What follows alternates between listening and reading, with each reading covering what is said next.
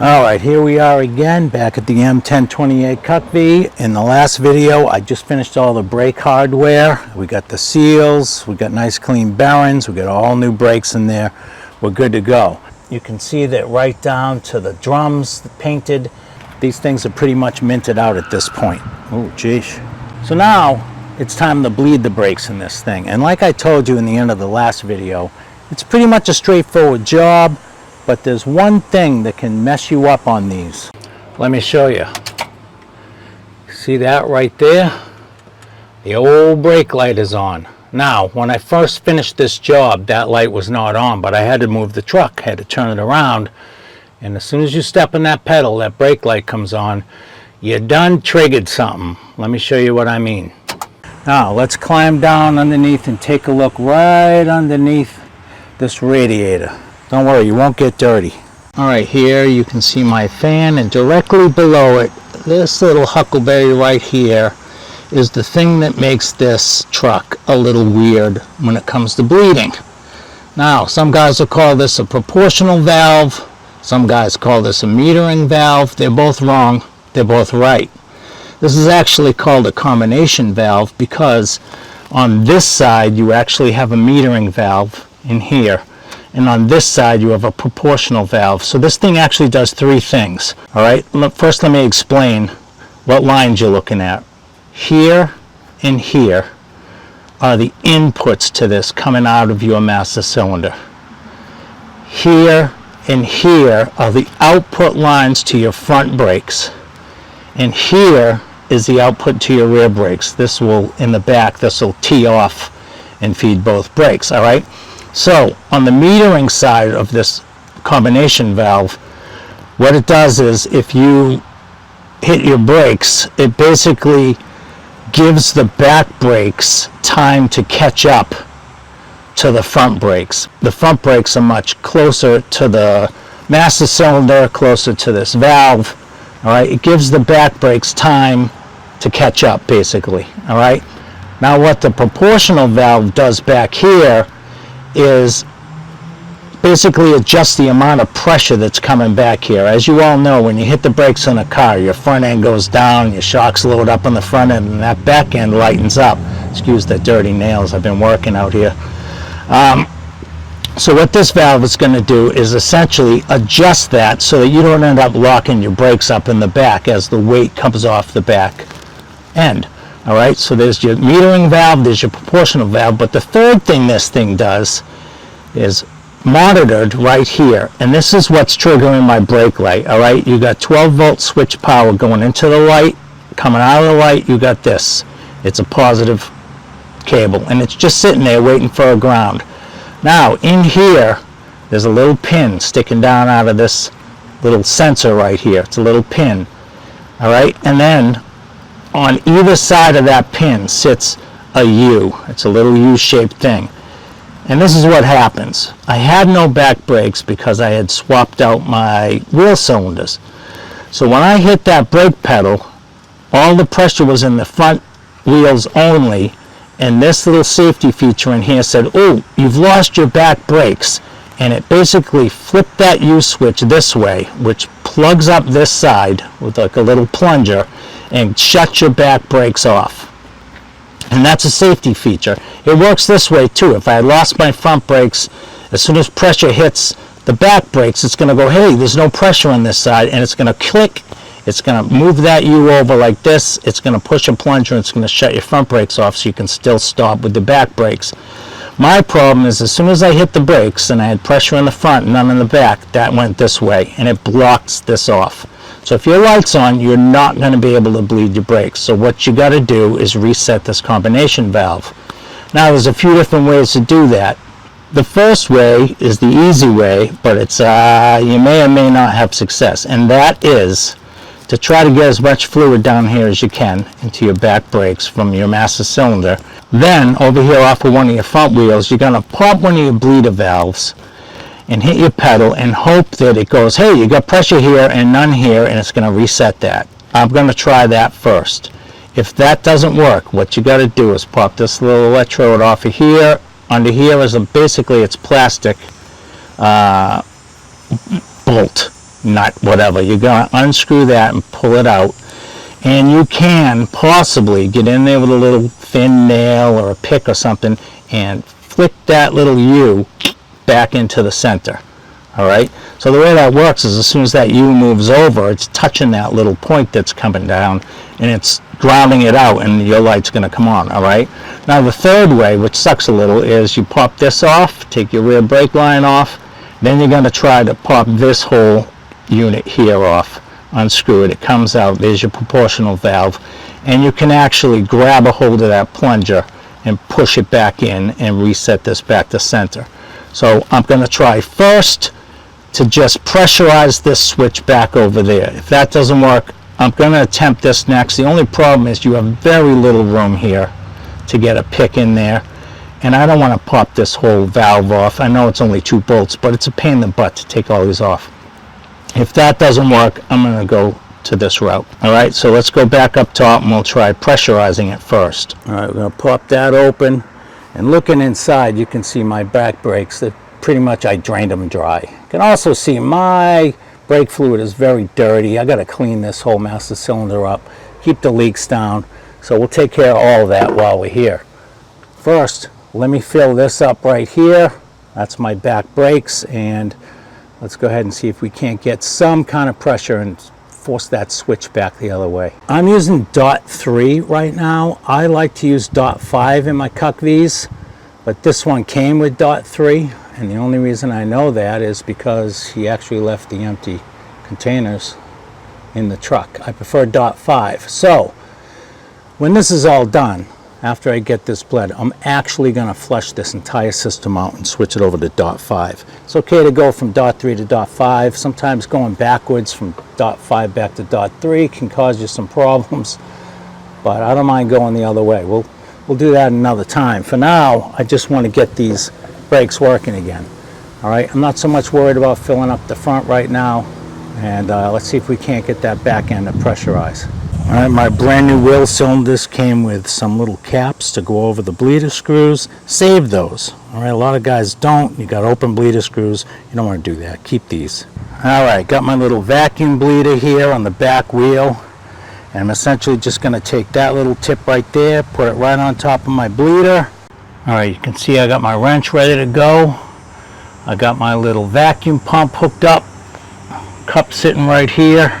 And I'm going to pump this up to about 20 or 25, and I'm going to release that bleed screw.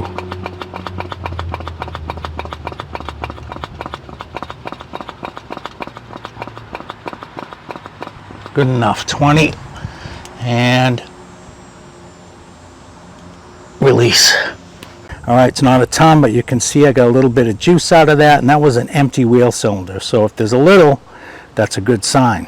All right, I got my wrench ready to go. I am now on the front wheel, and I'm going to open that bleeder to simulate a blowout of my front lines. There we go. Got my little donkey's cup attached just to catch, so I don't make a mess. There's the brake light, and I'm going to attempt, oh geez, I'm already getting pedal pressure here. Attempting to reset the backs.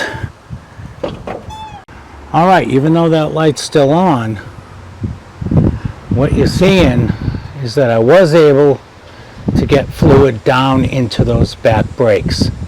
Now the front is shut off, hence the reason the light's on. It thinks there's a blowout there.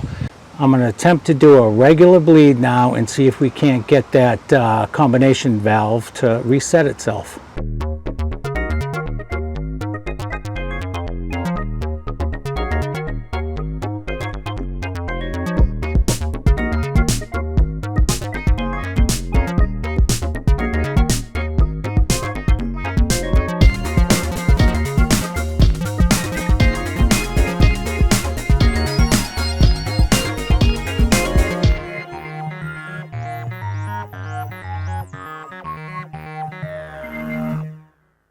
We were able to get fluid out of that wheel cylinder. I'm sure it's not fully bled, but I have fluid down here, so now I'm going to go to the other rear tire on the other side.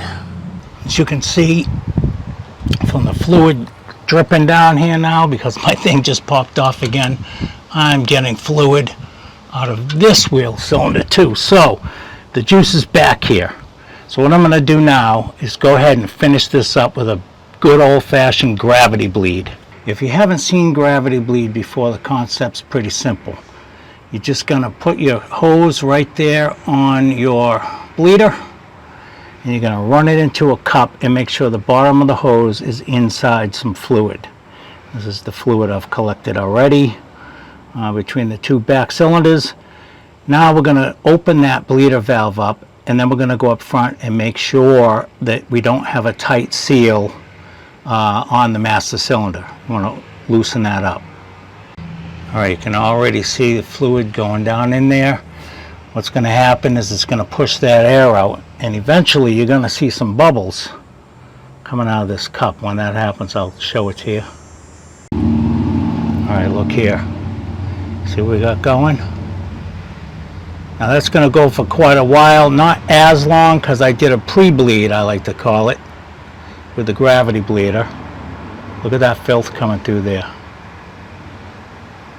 See that? That's what you want to see. Now it's really starting to flow. Now you got to keep an eye on your master cylinder during this. You can see I had that filled up. That's already dropping down. So I'm going to put a little more in and just keep that topped off till this is done. There you go. You can see the bubbles happening.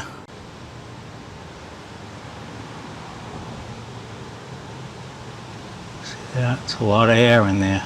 Now another important thing is on your bleeder screw, what you're going to want to do is take a little of that green silicone brake grease stuff that I showed you in the last video and put it around the threads. That keeps a little bit of that air from escaping around the threads. Alright, done. I gravity bled all four of these brakes, starting with the one furthest away to this one, to my passenger side front, to driver's side front. They're all gravity bled. I got my master cylinder topped off again, and looky here. No brake light. All I had to do was start it up. Put a squeaky belt there for a second. And I have a good stiff pedal. Very nice. Alright, so the brakes are good to go. Alright, so I lucked out and I was able to trick this system by getting enough fluid onto this side, my back brakes, and then releasing the bleeder on my front brakes and tricking this system into thinking I lost these brakes, and I had enough pressure here to go ahead and flip that switch the other way. And then once I had all the brakes bled, I pumped the brakes a few times, the light went out because it equalized. Alright, if you don't get as lucky as I did, your second option would be to go this route. Okay, pop the little electrode off, unscrew the little plastic probe that's down in there, and what you want is this little tool here. Alright, that's a proportional valve tool right there, and what you're going to do is put that down in place. It kind of looks like the piece that's in there. Alright, you can get these in plastic, or in my case I get aluminum, and you put that right down in there, and once you've reset that little U shape to center, put that down in there, and that's going to keep that little U shape from going one way or the other, and you can just bleed these normally. These are about $5, but this is a big help, because what can happen is you go ahead and reset that, and then you go to try to bleed your brakes. As soon as you hit the pedal, it flips one way or the other. This just keeps that from flipping one way or the other. Alright, so cheap little thing. It's good to have in the toolbox just in case. I took it for a nice easy test drive. I'd love to take it for a test drive where I really slam the brakes on to test them, but I'm not going to do that. And you want to know why? Look under here. You see those spring shackles right there, the U-bolts? They go up and over and come down the other side. See how rusty they are? Now listen, I've put my camera on this in this video and in the last video, and only one of you guys said something about it. I'm actually very surprised at you guys. Normally the internet will jump all over you. Now, this is something I knew about. I was waiting for someone to say something. One person said something, and that was GMC Bourbon. He's out of the UK. Now look at this set. What do you notice? Look at that. I mean, it's not like that holds my entire axle in, right? So before I go hitting the brakes or doing anything, what I'm gonna do now is go ahead and do these U-bolts. I'm gonna save that for another video. In the next video, I'm gonna do the U-bolts, which I've already purchased, and we're gonna go ahead and drain and refill the diff, get it all done at once, all right? And I'll probably clean up that whole axle, you know me, make it look nice and pretty, and you know, then we know everything back here is beautiful and golden. All right, so that's the next video. As always, I appreciate you guys watching my videos. If a little bit helps. I'm still only partially monetized right now. I'd love to go all the way. I need 4,000 watch hours to do it. I appreciate everybody. Appreciate those that are commenting. GMC Bourbon, thank you. Good looking out. And I'll see you guys in the next one. We'll take care of those U-bolts and that differential.